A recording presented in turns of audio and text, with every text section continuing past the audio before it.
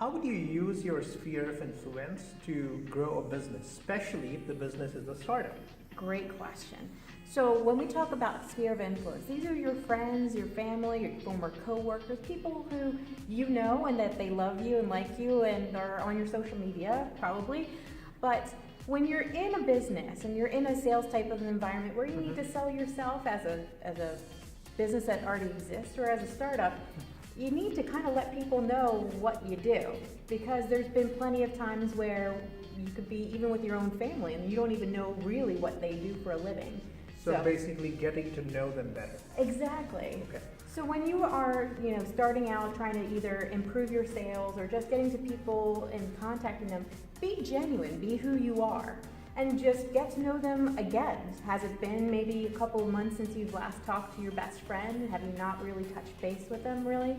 Or have you just stalked them on Facebook? Basically, So that's kind of, having that personalization approach to your friends and family still. Exactly. And here's the big caveat with it. You don't always want to make that interaction with them a business interaction.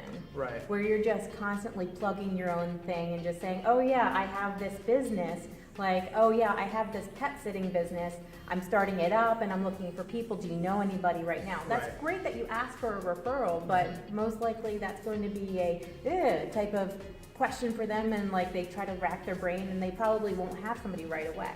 Right. But as you build that relationship and you kind of like, if you do it on social media, you do your personal pictures at the pool or when you're on vacation, and then once in a while you'll post something about your business that's new and improved or something great. And just for our viewers, when we talk about social media, we are not talking about your business page on social media. You're talking about leveraging your personal social media. Page, exactly. Great.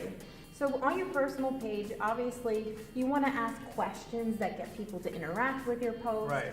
Or, you see somebody posting, oh, we're having a baby, so you say, oh my God, congratulations, that's wonderful. I would love to meet up with you and see how you're doing and find out more about what's going on, because you haven't probably talked to them in a while. Yeah, that makes sense. One of the things you need to do is just get back to building a relationship. Social media has kind of taken us out of that equation. Right. But when you're in business and when you're trying to sell your product or service, you really need to start building those relationships again so you Right. become top of mind. So what do you feel about using your personal social media or your sphere of influence to raise or generate more sales for your business or just for business growth? Leave the comment below.